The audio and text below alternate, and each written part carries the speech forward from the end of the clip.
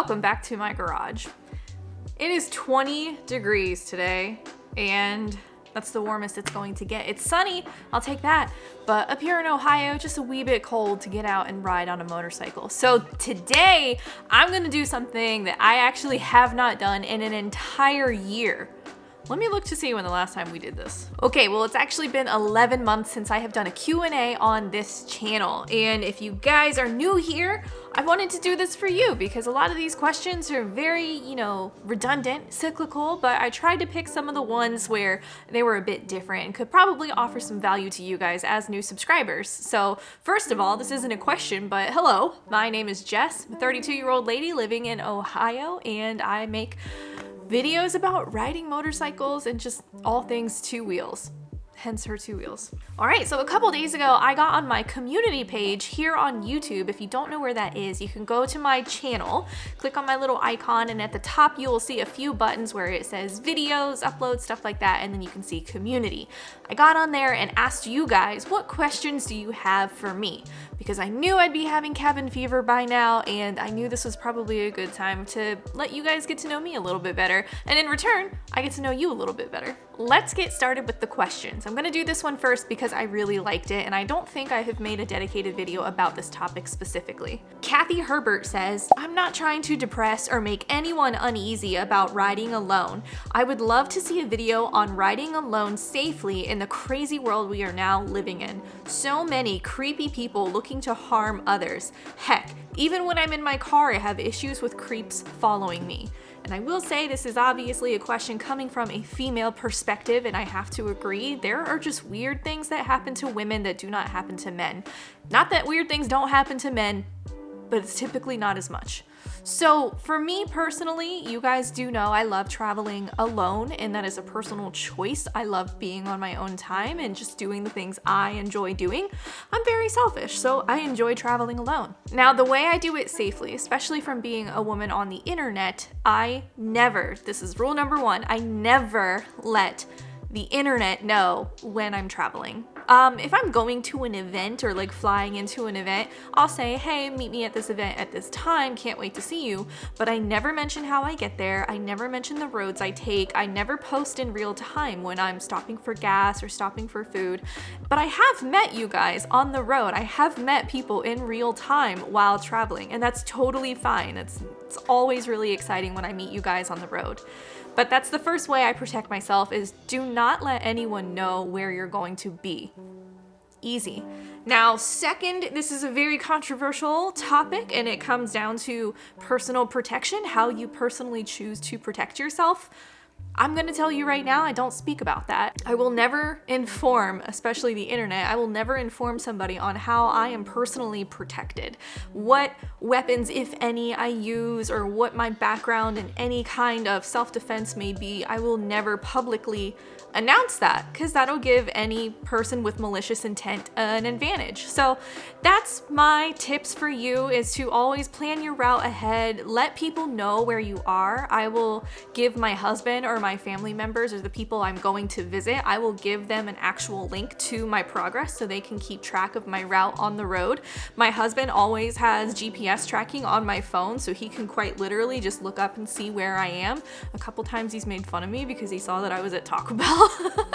So those are those things. I keep open communication. I'm always hyper aware of my surroundings. If you anticipate the worst, which unfortunately stuff happens, then you can easily plan for it, I guess. So that's the answer to that question. That's how I protect myself, is by basically traveling incognito. Question number 2 comes from Nashville Bagger. Being on social media so much, how difficult do you find it dealing with mean and negative comments and or personal attacks? If you guys have been around for a while, you know that I'm a big old titty baby, and I wear my heart on my sleeve, and I get my feelings hurt easily. And unfortunately, that's just who I am as a person. I can't change who I am because I'm on the internet. So as lovely as it is seeing you guys say, ignore the haters, ignore the blah, blah, blah, I don't have anyone that moderates my comments. I read every single comment and I see what I see, and it's okay. But now that I have been on YouTube for over 2 years, and it's cross-functional, you guys. I'm on YouTube, I'm on Instagram, I'm on Facebook, I'm on Twitter, I'm on TikTok. I mean, like everywhere. You get it from all angles, and I have learned the hard way that the troll comments didn't bother me so much. Like, people just being trolls, that's just sad. That's a very sad existence that these people live, and I just don't understand how people wake up and choose violence like that. Ironically, the comments that hurt the most are when I see comments on my other friends' YouTube channels or other friends' posts that I'm in them. I'll see people be like, I don't know why you hang out with her two wheels. I think she's such a bitch, or she's so boring, or she's so pretentious. And those are the comments that like actually hurt me. I'm just like, damn, dude, like, I'm sorry you feel that way. And that's what makes me feel bad.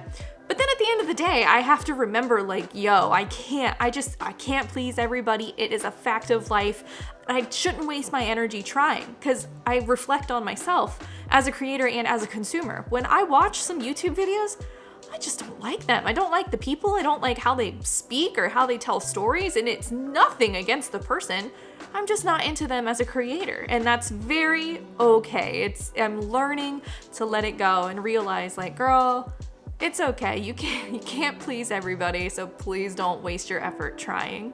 Okay, this question has actually been brought to my attention a lot on my channel, and there's no offense taken, first of all. So, from Buddy's Towing. I noticed you and your husband don't wear wedding rings. I don't mean any disrespect or anything negative. I'm just curious on why. Jordan actually does wear his wedding ring all the time, and if you've seen him without it, he was probably working on the car or something. But you're right, for a while I did not wear my wedding ring, and that's simply because for women, wedding rings are usually a lot bigger. The diamonds stick up a little bit higher, and when I was riding or wearing my gloves while riding, I was really damaging my ring and my finger and the gloves. So I just stopped wearing the wedding ring for a long time because I was riding so much, and it just didn't make any sense to try to wear my ring when I didn't yet. Like, I know I'm married, my husband knows we're married. It's not a weird thing for us. So I did actually, because of you guys brought it up so many times, I did switch over to a little rubber ring. You can see. It's literally just like a little silicone rubber ring, and it makes it a lot easier to ride my motorcycle, you know, take my gloves off and on, and it was like 70 cents or something, nothing crazy. So that is why I do not wear my ring, because I don't want to damage the ring or my well-being. This question comes from the coolest dad. That's actually his name. I love it. It says, besides increasing the numbers of subscribers, can you share one of your goals for this year? I'm assuming you are in reference of my YouTube goals. So honestly, I didn't set a lot of YouTube related goals this year because I'm really good at letting myself down, and I don't want to let myself down. So my goals for this year is not necessarily subscribers. Honestly, subscribers don't really mean anything other than proving to other potential subscribers or businesses that, hey, look, a lot of people like this channel. This is awesome. Maybe we should investigate what this girl's doing, type of thing. But subscribers don't actually translate into revenue or views or popularity, honestly. So my goal for this year is to become a better storyteller. I want to be more engaged with you, the people that are actually already watching the channel, and not focus so much on growing or gaining popularity on YouTube. YouTube's honestly a beast. It's a pain in the ass, and it's really hard to actually grow without doing just ridiculous, crazy stuff. And if you guys know me, I'm not a crazy person. I'm just kind of a normal person that likes to ride motorcycles. So my goal for this year is to just get better connected with you, get better acquainted with you. And based on the past couple videos that I've done, you have really shown me that it's working, and I'm glad. Like, I want to get to know you guys more on a personal level. So outside of just, you know, getting to know you, I would love to become a better storyteller and have a little bit more fun adventures that I can share with you guys. So this question comes from Chance Hallmark, and it says, how do you overcome your attitude to ride? Because I know a lot of riding is mental, but how do you get in the mood to ride? And that's actually a real question. I don't know if a lot of you guys can relate to this, but I am not always in the mood to ride motorcycles, believe it or not. And ironically, one of the main reasons I started this YouTube channel is because I wasn't riding very often. So putting myself on a schedule for the internet and posting 2 videos every week has really encouraged me to get out and ride sometimes when I'm not really feeling up to it, or if I'm just having a down day. I get out and ride, and lo and behold, I feel a whole lot better. It's similar to like exercising and stuff like that.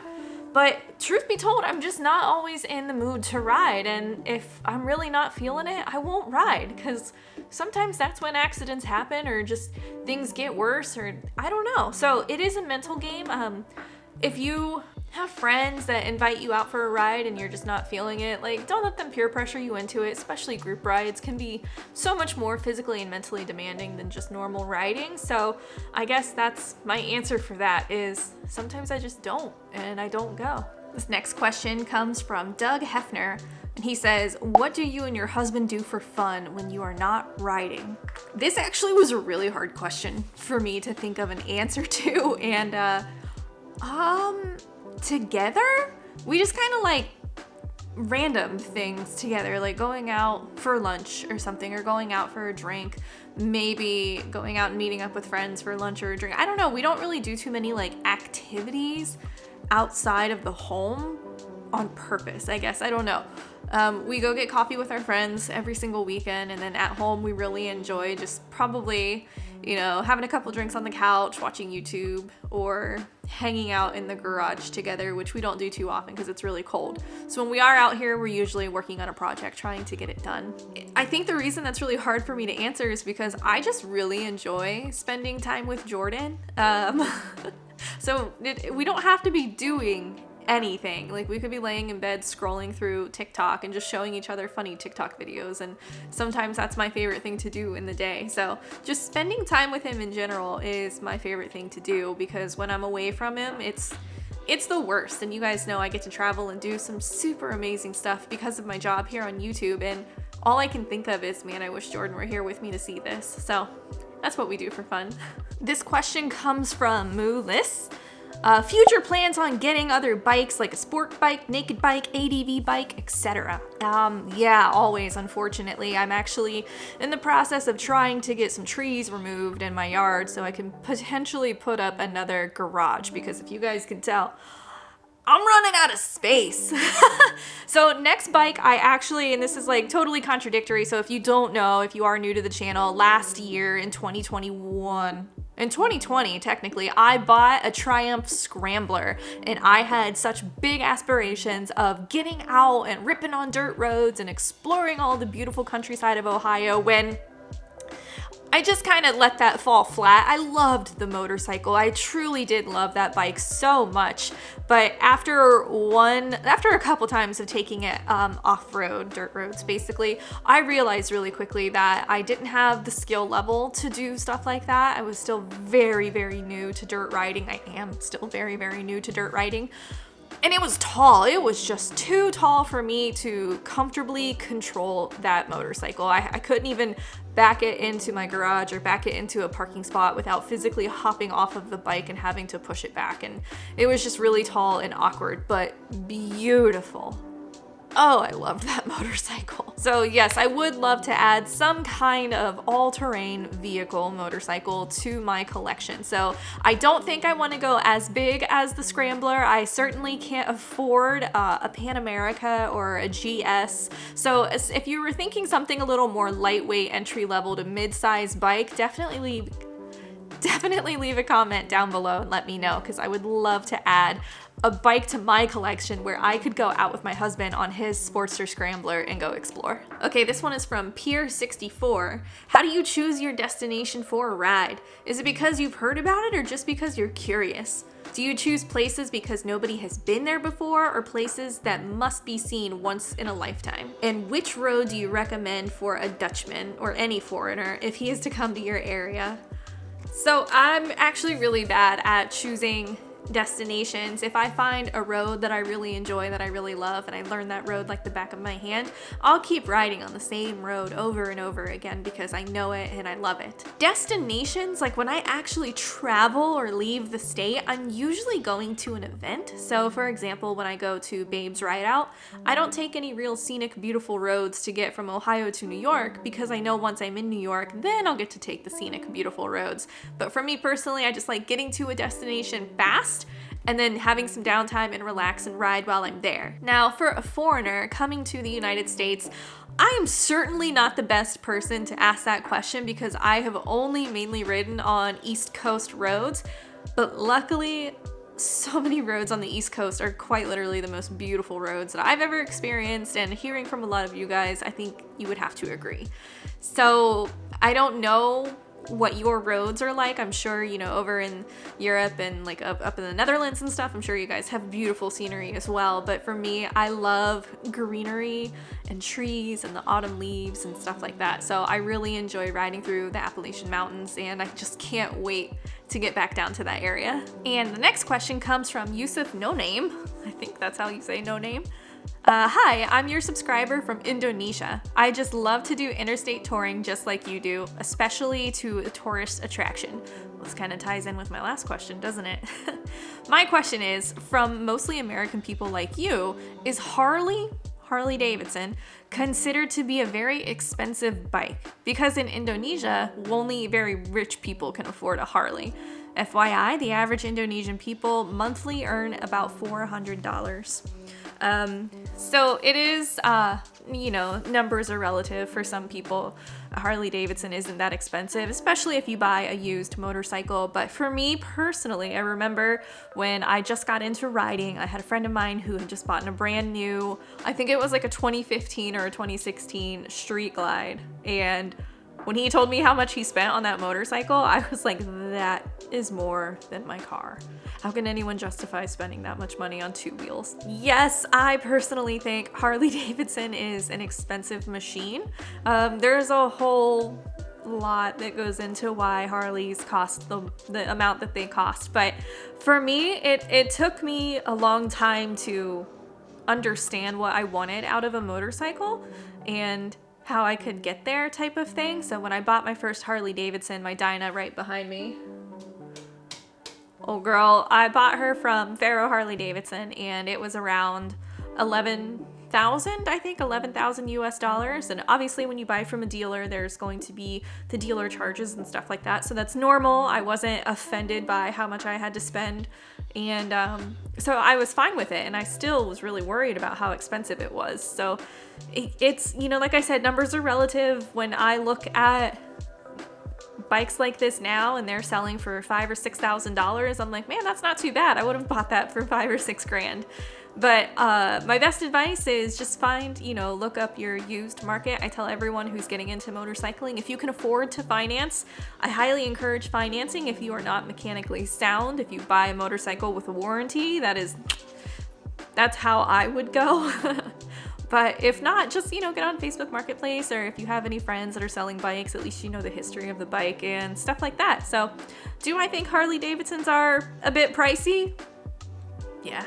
Do I still own 2 of them? 3, technically? Yeah. I mean, pick and choose your price battles. Okay, so this question comes from Vo Strata, and it says, have you already gotten to that point when it seems you're someone else on camera, but it's actually you who have become because of all of the madness on YouTube and you hadn't realized?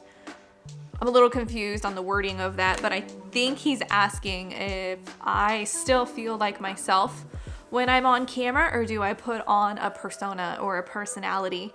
And I'm not gonna lie, I think every single YouTuber does have an on-camera presence. You know, I enunciate a little bit more, I smile a little bit more, and I try to make more eye contact with the camera than I would with a normal person. But I'm definitely still myself. Sometimes I catch myself, you know, stammering over words or trying not to cuss as much as I would normally do in person. I actually have a very terrible potty mouth. I don't do that because, number 1, it's unnecessary. Number 2, I know I have little kids watching the channel, so I try to keep it a little clean for you guys. But yeah, I still feel like the same person for sure. And it has gotten so much easier to film in public. Whereas, you know, when you're first getting started, people just look at you like, oh man, another one of those YouTubers or TikTokers, or, you know, it could be anything now. You could just be FaceTiming with a friend and it's so normalized. But it's still weird, especially to an older generation or an older audience, seeing it in person, I think. Yeah, I'm definitely still myself. I think I'm just a little bit more put together when I'm on camera. If you guys would like to know more about me, you can definitely check out this playlist right here. But until my next video, thank you guys so much for watching this one. You be good, and I will see you later.